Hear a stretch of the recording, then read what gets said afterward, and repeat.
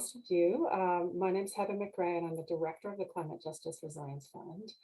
And this discussion is really about how gender as an aspect of identity plays into climate justice.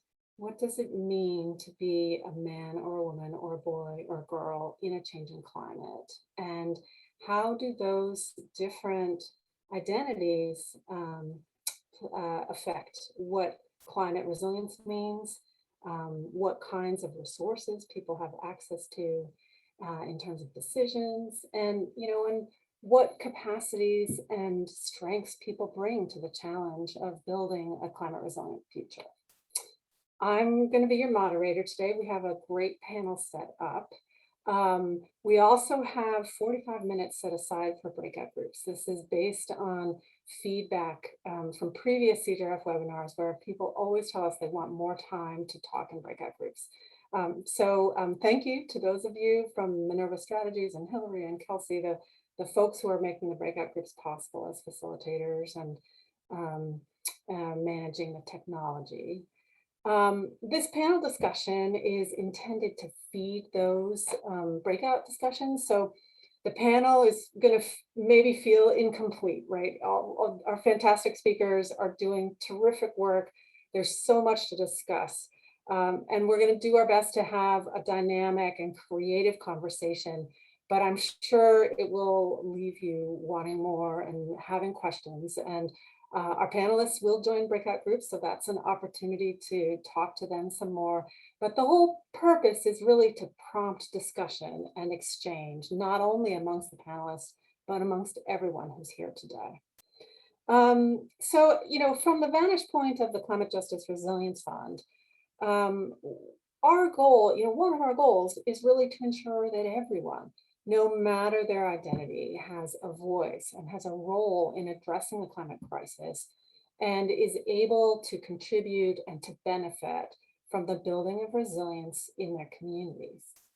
A starting point for many organizations around this is really understanding gender identities and understanding their meaning in specific contexts, so that in your climate justice work, you can address and mitigate any gendered barriers to climate justice, and you can identify opportunities and gendered strengths and possibilities that come from understanding gender.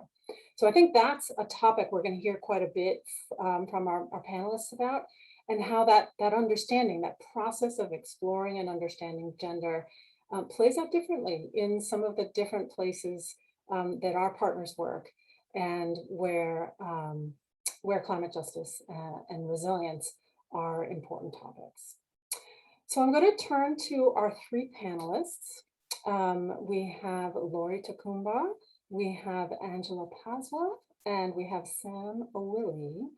And I'd like to ask each of you to introduce yourselves and make some brief introductory remarks, and then we'll move into a little bit more of a dynamic panel with some questions and an opportunity for panelists to interact with each other.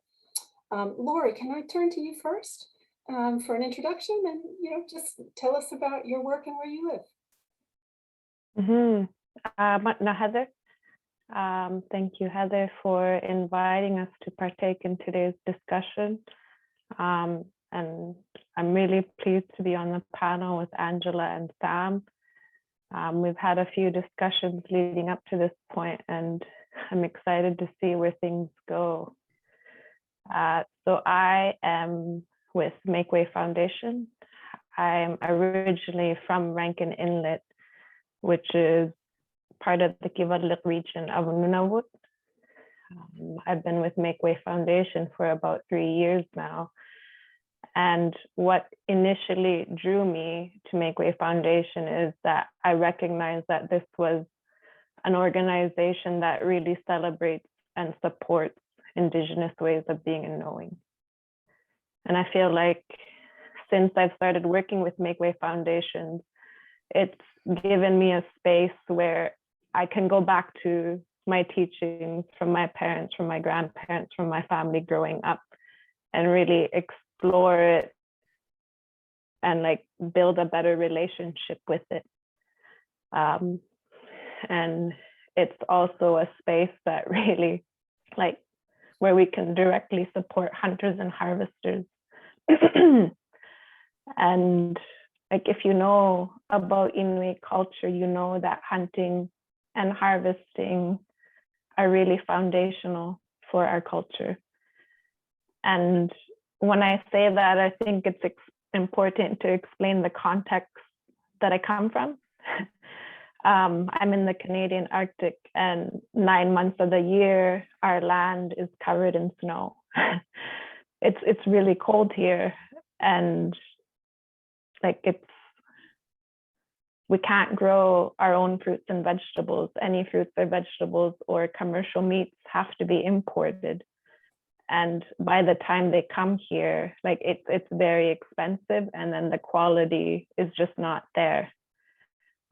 So hunting and harvesting is just essential. Like, we need to be able to hunt for our own food, just as like our grandparents did before us. And another area that I want to explain and describe is that less than 100 years ago, my family was still living on the land. They were still harvesting their own food, still making their own clothes, still building their own shelters, and traveling by dog team. And things have really changed a lot. But what we can observe from this history is that for thousands of years, my people lived here without causing significant harm to the land or each other. And like, they did this by following 4 main principles. Just going to copy and paste it into the chat because it's something that I want to keep going back to. And like, these 4 principles were working for the common good, living in respectful relationship with all beings, maintaining harmony and balance, and planning and preparing for the future. And these principles are what thrived in this hunting culture. And it's also like, these principles are what inform our gender-based work and ultimately increase climate resilience. But I'll leave it at that for now. Thank you, Heather. Great. Thank you very much. Angela, I'd like to move on to you. I don't know if your video is still able to work. Terrific. Give us a quick intro and let us know briefly about you. Thank you, Eva. Good morning, good afternoon, and good evening to everyone on the call. My name is Angela Sanau from Maasai Mara Wildlife Conservancies Association. Maasai Mara Wildlife Conservancy Association is an umbrella organization of conservancies in the South Rift of Kenya. So we're based in Kenya, in the South Rift of Kenya. And basically, our main mandate as an organization is to build the capacity of conservancies to be sustainable and to be able to execute its mandate. And part of what we do is to make sure that underrepresented stakeholders are also heard and benefit and control natural resources. So that's where I come in as a gender and youth officer, because from the statistics we have, for instance, we have 15,000 landowners and only 200 are women, less than 1%. We have 2,000 people employed in conservancies and in the protected areas in this area, and only, again, less than 1% are women. And also we have community rangers, community scouts. Out of 365, we only have 10 being women. So, and that's why, as an organization, we considered them as underrepresented stakeholders, and that prompted the organization to come up with innovative approaches to make sure that they also participate, considering so many other factors that we are going to talk more in today's webinar. So generally, when you look at when you think about climate change, when you think about the weather shocks that are being experienced in the area, you already see that individuals who already have minimal livelihood opportunities, like for instance women and for instance youth, and get more affected than others. And until other vulnerabilities are taken care of, being environment being the cornerstone of it all, it will be very challenging also to try and work and empower women, having them, cater for these so many other things that are their responsibilities. So I'm very happy to join you today and looking forward for our discussions. Thank you. Terrific. Thank you, Angela. And last but not least, we'll stay in Kenya and hear from Sam Owilly. Hi, everyone. Thank you very much, Heather, and my eminent co-panelists. I'm indeed very, very privileged to be part of this. And I'm picking this up from Turkana in Kenya, which is one of the regions that are really challenged climate-wise and also gender-wise. So this is not only timely, but also extremely convenient to that fact. I also maybe want to extend an apology on behalf of maybe some of the Kenyans who had subscribed to attend. Today is a national holiday, so I think maybe some of us got stuck with the celebrations that are accompanying the same. Having said that, yes, my name is Sam Owilly and I work for the BOMA project. I've been with the BOMA project for about 5 years now. And one thing that drew me to the BOMA project is really their gender-focused, high-impact and data-driven program that I felt was really addressing the pertinent issues that underline the climate vulnerability of the populations that live within the drylands of Africa. The BOMA project program basically works in the nexus of 4 sustainable development goals, and these are ending extreme poverty, eradicating hunger, combating gender inequality, and then also building or strengthening climate action. And looking at these four, and with my background in climate change and adaptation, I felt it was a perfect fit for me, and that it was really creating meaningful change in the society that is most affected by the climate crisis. So at the BOMA project, the poverty graduation model that we implement, called the Rural Entrepreneur Access Project, really does not look at gender equality as just a contributing factor to more resilient societies. We consider gender equality as a prerequisite to achieving or promoting resilience, climate justice, adaptation, and resilience of the societies in the face of extreme poverty and high vulnerability. So the BOMA works primarily to target women and now youth, and this is really based on the premise of the disproportionate impact that climate crisis has had in these 2 subsets of the population within the drylands of Africa.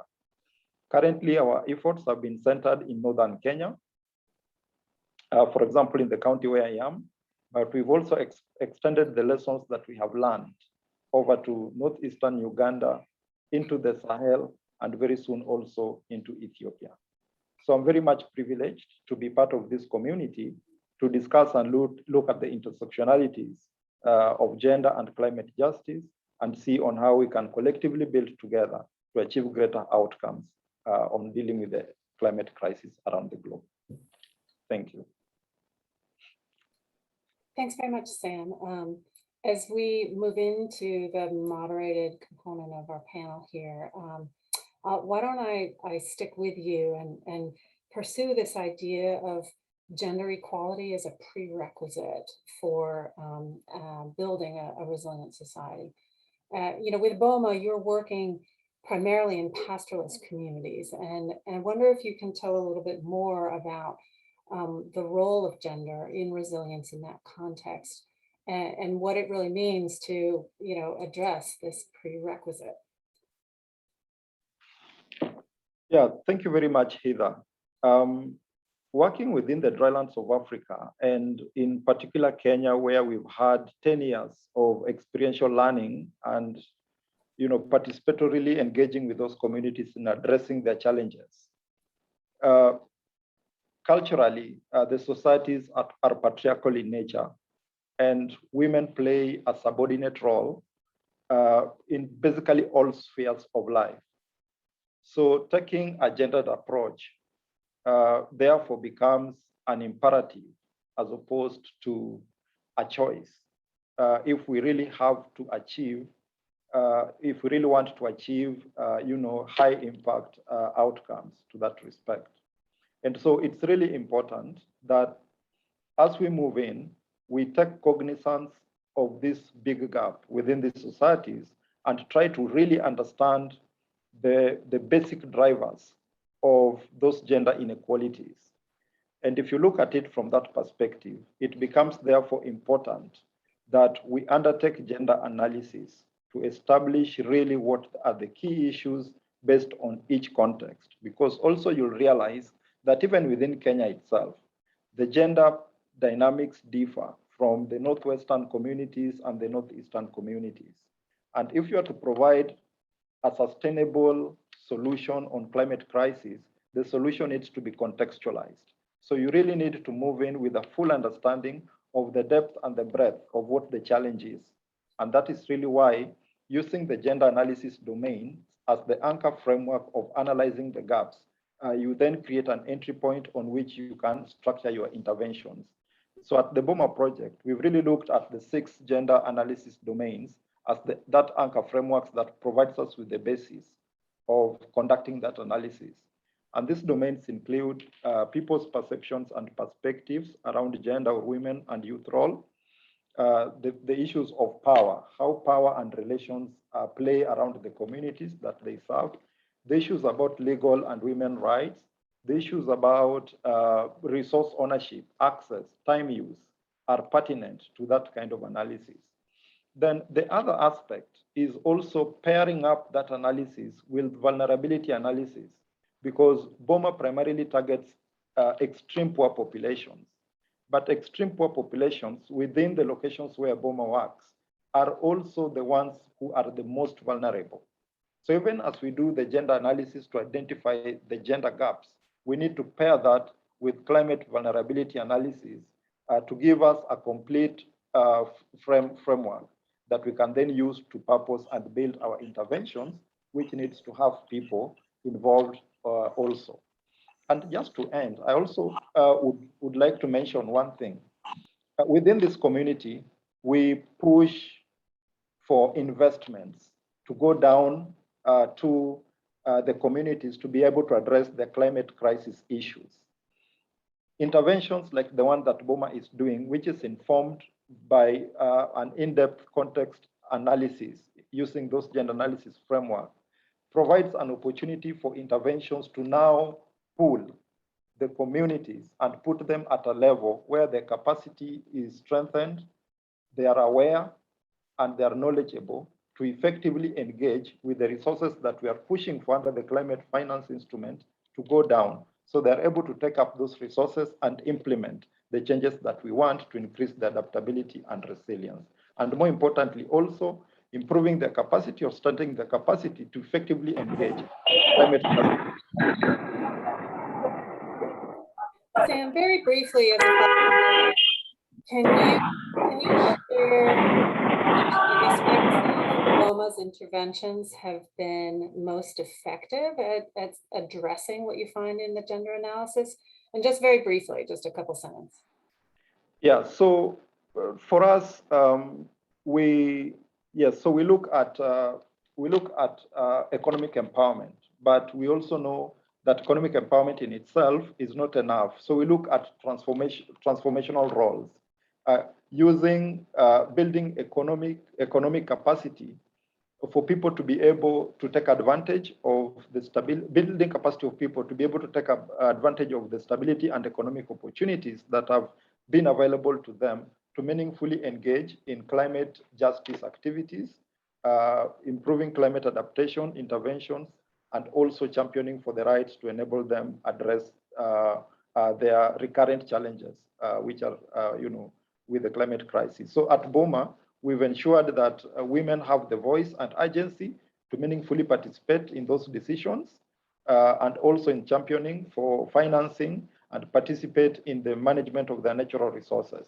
We've also ensured that they're able to build their capacities through savings to address the recurrent shocks, because that is part of their preparedness, and more importantly, access incomes for their household sustenance, and also diversify those incomes so that they're also climate sensitive and responsive, in a nutshell. Thanks. Lori or Angela, would either of you want to speak briefly to what Sam has shared? And I'd also encourage our participants to, reflect in the chat if you have thoughts or questions. We might not be able to address them in plenary here, but it's good food for thought. I don't have much to add, but I feel like Sam really said it well when he was talking about contextualizing the regional variations and the difference between one region versus another region, or even one nation, one state versus another, that kind of comparison. Lori, I know that in the Canadian Arctic, in your region, gender analysis reveals really different inequalities. And I wonder if you can describe the inequities that people are dealing with in your context. Yeah, sometimes when I engage in these gender-based discussions, I often feel like there's a large focus on women and girls and the gender gap there and the inequities there. But something we've observed in the Arctic is that it's really our men who are suffering. Our men and our boys are underserved and underrepresented in education and within the workforce. Earlier, I had talked about these principles of living for the common good and harmony and balance.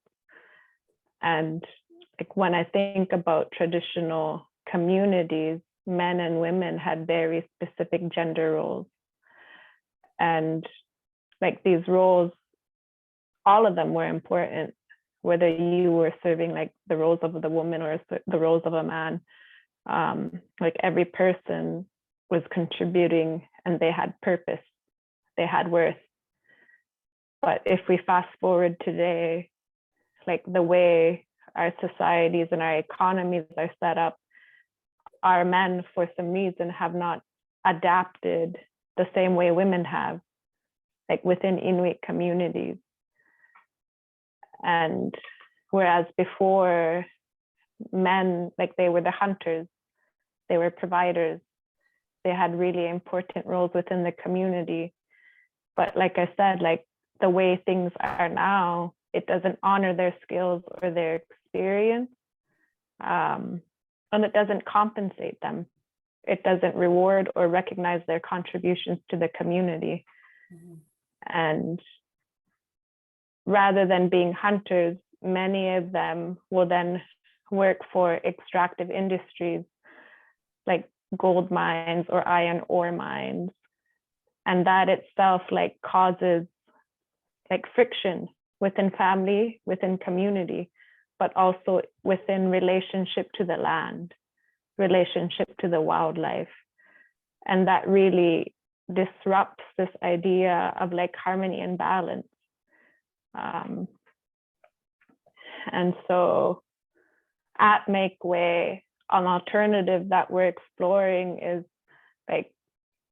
help men fulfill the roles that have always been important to Inuit, and hunters and harvesters, ultimately they can act as stewards of the land, waters, and all the beings within it. Something that is easy to overlook is that when you're a hunter, you're out on the land or the water or on the ice every day, almost every day. And if you're consistent, then you become a really good hunter. You increase your expertise, and you spend hours, thousands of hours, studying and observing and interacting with all the wildlife and observing their environments as well. Some things that we've seen is that sometimes a hunter will have more knowledge about like a narwhal population and where they migrate than a marine biologist that might come up like in the summer, you know. Like this hunter is watching these narwhal all year over his lifetime, just as his father did before him. So like this is very old knowledge that's being passed down. And like they know when things are in harmony and when things are in balance. And they know when they're not in balance. And then they're gonna they'll be alarmed by this, right? They know when different species are gonna start coming north. They know when the ice breakup or the ice melt is coming sooner. They know when travel routes become dangerous. And like, I think this is important when we're planning for climate change, because if we're planning for the future, if we're planning for climate change, we need to know what is happening. We need an accurate picture of what's happening to our environment, what changes are taking place. And like, if we want to make the best decisions on the best available information, hunters carry a lot of this information, as well as biologists, as well as like other researchers. And what we're trying to do is create a fuller, holistic picture so that we can make better decisions for the future. Mm-hmm. Thanks so much, Lori. Turning back to Angela here, your work focuses on women, but also on youth and on people with disabilities.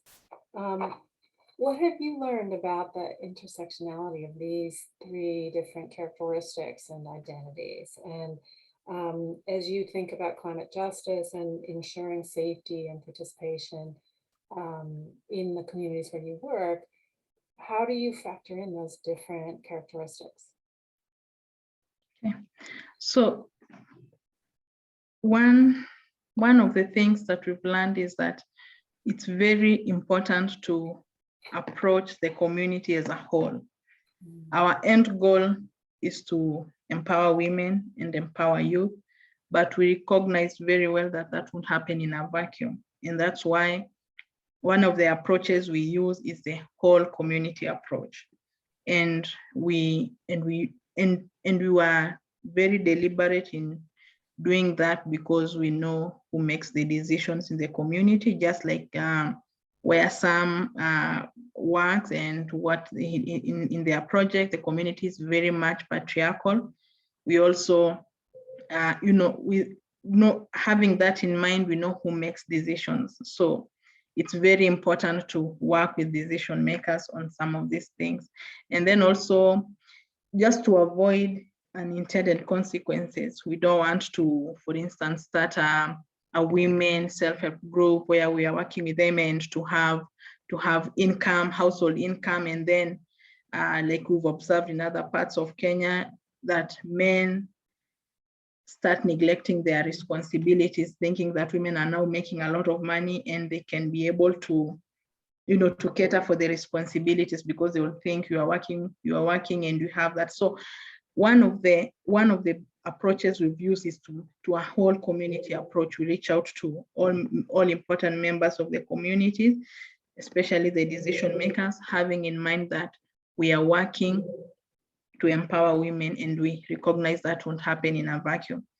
Another approach that we've used and we've seen that it has helped accelerate our work is the innovative approach.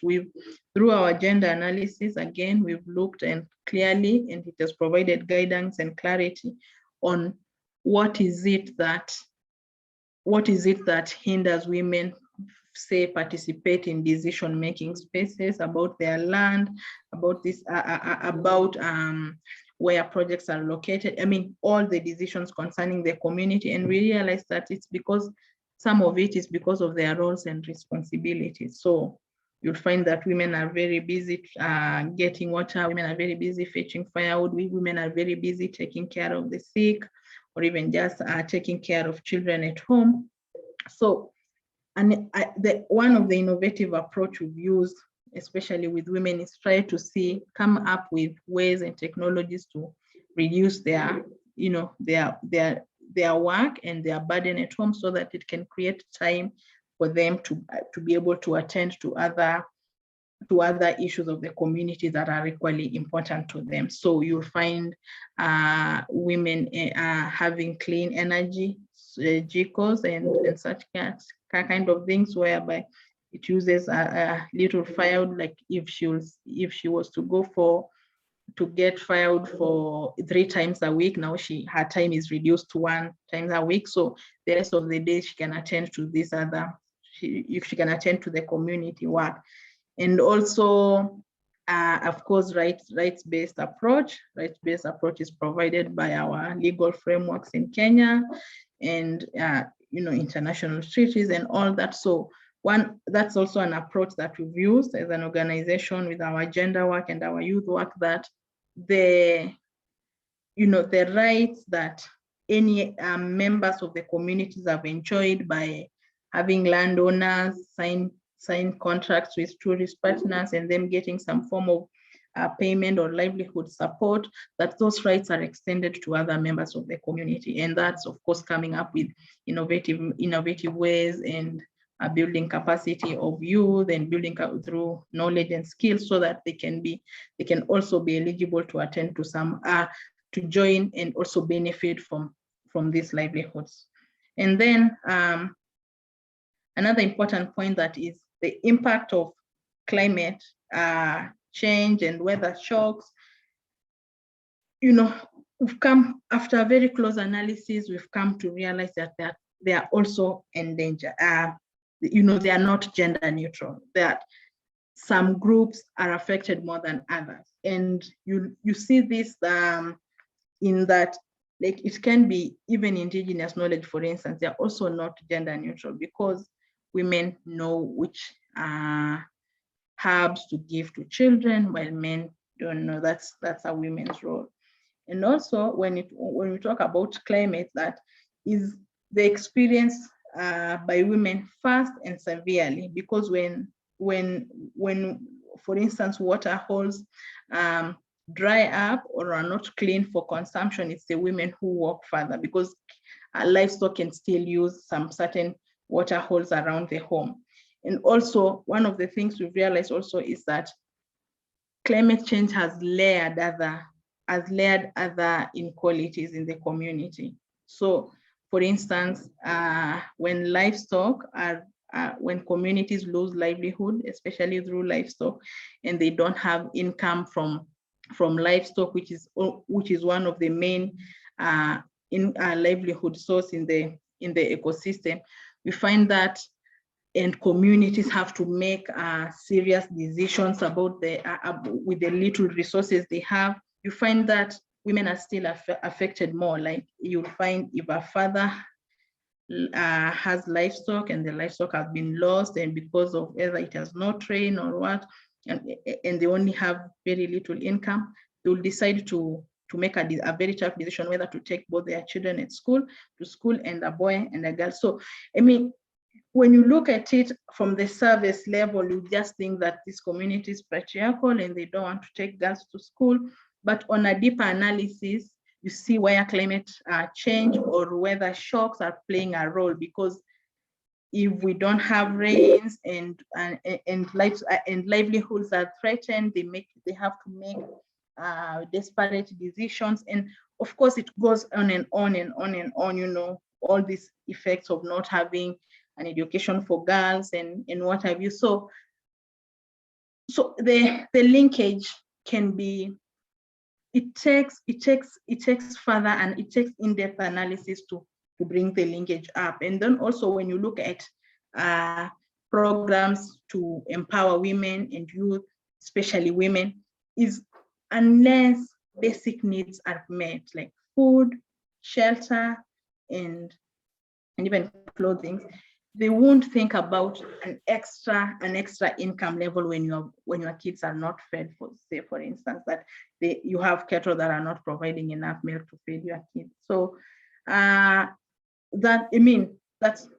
I hope I'm trying to. I hope I've brought up a little bit about more, more of the linkage. It might not look like linkages from the service, but on an in-depth analysis, you'll get to see.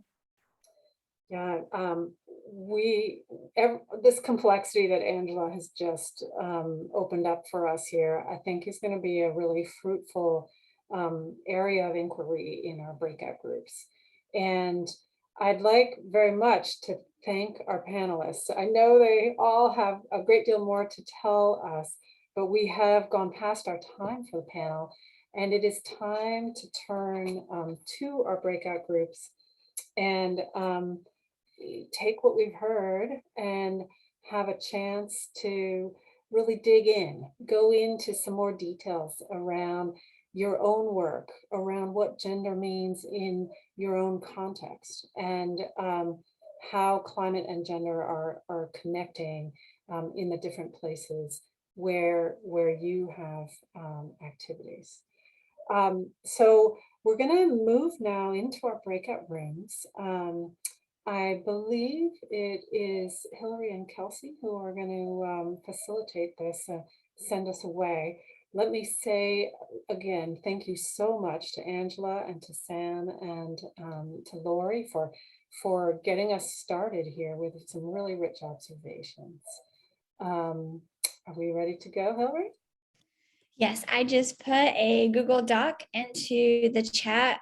We actually have already note takers for all 4 of our groups. So just go in, look at the questions and have a great discussion. Back, everyone. We thought we would take the next little bit of this call, the next 10 to 15 minutes, to just go over to have a report back from the groups. I think everyone has joined back in by now. We have had a lot of good feedback on what we call a chat waterfall, where we're going to ask a question. We're going to ask you to put your answer into the chat. Hold off, don't hit send until I say hit send. But we would love to, if everyone would just list one thing you heard today that's kind of sticking in your head and what you'll take away from either the panel or the breakout sessions. So go ahead and put your answer in the chat, but don't hit send. I will tell you when to hit send. So again, our question is, what's one thing that's sticking with you from the panel or the breakout sessions, and what you'll take away from today? Just going to give everyone it's kind of a long question, so give everyone a little bit of time to answer it. And then once we have, after our chat waterfall, we'll have each group report back. I see people, I can see those of you who have your cameras on, I can see you typing. Actually, this is McGray from Bangladesh. I actually asked a question to the panelists, and also I appreciated their nice presentations. How about the national policies and legal instruments that addressing gender issues or gender equality in the age of Anthropocene? If they can highlight, put some light on this issue, would be, I mean, at the ground level, we work and we try to address the gender equality and the climate adaptation and this and that. But overall, everything is kind of, there is overarching policies and instruments which are important. And the government system actually follow those policies and instruments.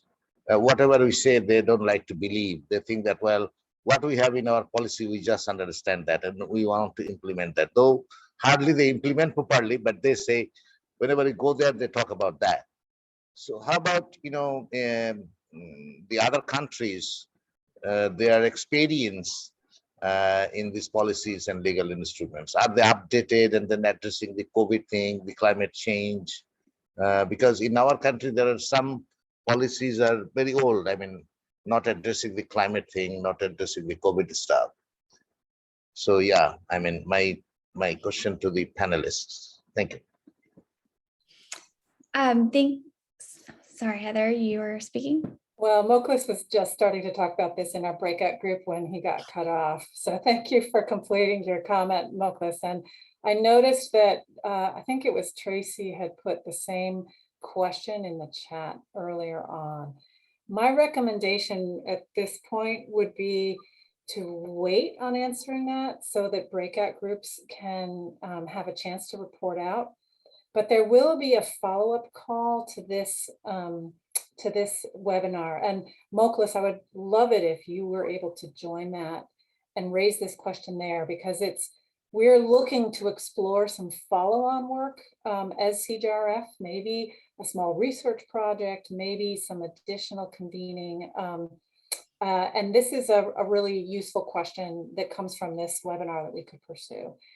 But I think we probably don't have time for it right now. And I'll hand back to Hillary for finishing our breakouts and the waterfall. And Moklis, again, thank you for this, and apologies that there's never enough time to get to everything we would want to. Thanks, Heather.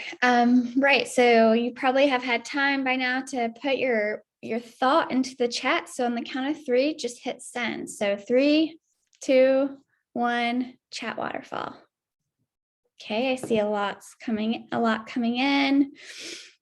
Financial inclusion for women and youth. Sometimes even the language of gender equity and gender justice doesn't resonate. Some comments about the different regional experiences. So thank you. We will take this chat waterfall and feed it into what will eventually be probably a blog about this event today. And then I thought we would take a couple of minutes for each group to report back. So if each group could take 1 or 2 minutes and report back, we'll start with group 1, which I believe was Elisa's group. Hi, everyone.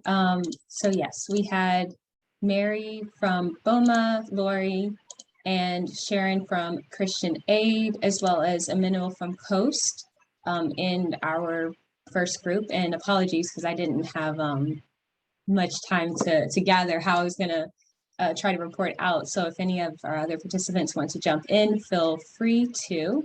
So for the first question, we talked about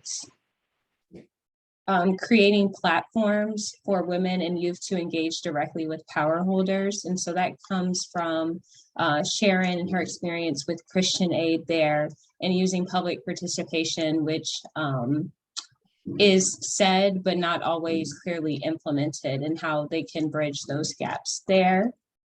Mary from BOMA Project discussed how they employ business mentors to help support women to achieve security, education, and in their own business practice as well. So the BOMA mentors are actually employed, and then they help out the participants and try to create some sort of sustainable model as well. What else? Lori connected the work that Mary and Sharon are doing about economic inclusion and who is really participating. Who is the economic contributor and who is not, and how do we promote that? So, and this being a stepping stone to integration as well. In her context, hunters and harvester skills and experience are not honored, which was something that she also discussed in the panel. But there is a need to support their hunters as professions in the same way that nurses are supported in Canada. And in that providing salaries as well. We've discussed a lot about the importance of education as well. And again, if any of Group 1 participants would like to highlight what their takeaways were, I invite you to. Thank you, Elise. Don't hear anyone else, so why don't I turn it over to Group 2, which was Heather's group, but I think Sydney is going to report back. Hi, yes. So in my group was Maklesh, David, Konda, and panelist Angela Paswa. Also following up to what Elise was saying, I also didn't get a good chance to kind of formulate how I was going to report out. So if anybody from my group wants to jump in, feel free. A lot of our discussion was surrounding resourcing and supporting the work of local grassroots women and their organizing, and also societal solutions. Aklish made a great point about sustainable water solutions for this. And then also just acknowledging the pipeline of women's work and gender roles in society, and how that can translate to violence and or for example, Angela made a great point about I added this in the waterfall chat, but just even in general, COVID undoing a lot of progress on women's equality and access to employment that's going to be generational. So I thought that was really great. Thank you, Sydney. Over to group 3, Sarah. Repeat, same caveat. If anybody else wants to share, please do. But we had Tajmari and Igdalia, so from Helvetis and Madre, shared that they're both working on 2 different projects that organize women and are able to help get the grassroots perspectives and experiences of women elevated to a level of, then generating resources to address the issues that are concerning them, which I thought was very interesting and well done. And Igdalia also mentioned another research project to have girls that are roughly 15 to 25 or so to lead research on the ground that better describes their realities. And then with this organization allows them to elevate those concerns to larger, government bodies. We also had Prabal in the room from Yipcha, and he talked a lot about the kind of indigenous work they're doing on the islands, the coastal islands of the Bay of Bengal, and how they're focused on, indigenous groups, but within the indigenous groups, the women are the most marginalized, and therefore they're supporting them with income generating activities and ensuring that the services they're providing are actually elevating women's statuses among those groups. We didn't have a ton of things that, we're learning about, except for just noting that we're always learning, and approaches that were relevant a year ago, the conditions worsen. And so there's always this process of learning and adapting that is inherent in climate work. And also just in this, and GGF shared as well, that the Next Gen board, which is a kind of a youth-led board of grantees, our grant makers, are always pushing GGF to think differently, take different approaches, step back and take a different lens, and the fact that how beneficial that is for the grant making that goes on. And then we had a great conversation about intersectionality, and everyone feels it's important and realizes the complexity and understands that it's a tough thing to address, and are continuing to work on it within their groups. Thank you, Sarah. Over to Gargi for group 4. Thank you. So our group was Joanna, Sam, Abdus, and Hilary and I. So first of all, before I get into it, I wanted to make a comment on the breakout group itself. I think it was a very good time limit to have for the breakout group. I was a bit worried after everyone was done sharing their answers on the questions that, okay, it's done and now we don't get to talk. But I think it went well. So what did we learn? On the first question of approaches to build the voice and power of marginalized gender identities, we learned that programs that centered the understanding that gender identity and sexual orientation disproportionately impact the population, and can be a lens on the climate impact as well. Those programs do well. Ones that understand individual and systemic issues that are affecting gender equality and economic independence. One point that was made was about how there's a variation in climate vulnerability within the same household. And so having a targeted approach, having a stratified approach would be useful. There were also comments on the specific vulnerability of women and children in different parts of the world. And lastly, I think this is a point that I don't hear much about. Joanna mentioned that in the Canadian Arctic, suicide prevention is a big issue, especially again among young men and boys. So in this case, having like a climate agenda addressing climate change necessarily has to include mental health and also the material conditions that are affecting the population. So that was great. What hasn't worked well, or what is missing, is there's a limit. In Bangladesh, for example, there are not a lot of donors or like international organizations who are funding the work. And then also a lot of times people will meet at COP, people will meet at, say, like a forum like here, but how do you follow up and maintain that relationship?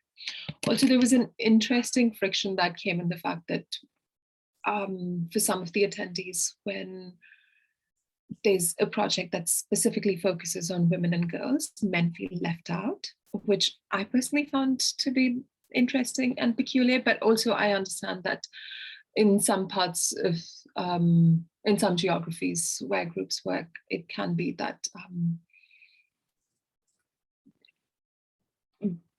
feminist and gender sensitive work receives a lot of funding. And so it can be like, oh, women are having fun doing all these activities and we want to join as well. And so the learning that came specifically from this was that there is a delicate balance there, that they can be, there was one example where, you know, say like 60 to 70% of the participants would be women and the project would be led by women. But again, all these issues affect everyone. And so it's only reasonable that men are made a part of it. Again, what else did we do in our learning? And this will be my last point, that we cannot really separate climate, gender justice, economic empowerment, and all of these issues from each other. So just saying women are empowered, women are in decision-making spaces is not enough unless it's accompanied by economic, financial opportunities that better the material conditions of people in those communities. So thank you. Thank you, Gargi. Just wrapping up here, we will create a and post on our website a blog that has some of the outputs from both the panel, the breakouts, and the chat waterfall. We also will have a follow-up call next week for anyone who's interested in, as Heather mentioned, creating a research output or a follow-on from this conversation. We do invite you to join that, and I will send around the link for that meeting shortly. We also, this is the first in a 3-part series in the learning program, doing deep dives into the CDRF constituencies and climate justice. So this is women. Our next one will be on youth on November 23rd, and we'll share a registration link for that soon. And then we'll explore an Indigenous conversation either before the end of the year or at the turn of the new year. That one has yet to be planned. So if there are any anyone on the call who's working closely with Indigenous peoples and would like to help plan that webinar, please do send me an email. Next week, we have a COP meet and greet. We invite people who are going to COP and then those who aren't going to COP to join us at that session and share your plans at COP specifically, or if you're doing virtual on the margins of COP events, we'd love to hear about those as well. And I've put that registration link here in the meeting. If you are going to COP, we will have a CDRF partner dinner on November 5th. I have sent around details about that, so please do just look out for emails from me about that in the next week or two. that is it for the formal part of this meeting. We invite anyone who wants to stay on for the next 20 minutes to do like an informal coffee chat if you'd like to continue the conversation or network. And thank you all for joining us.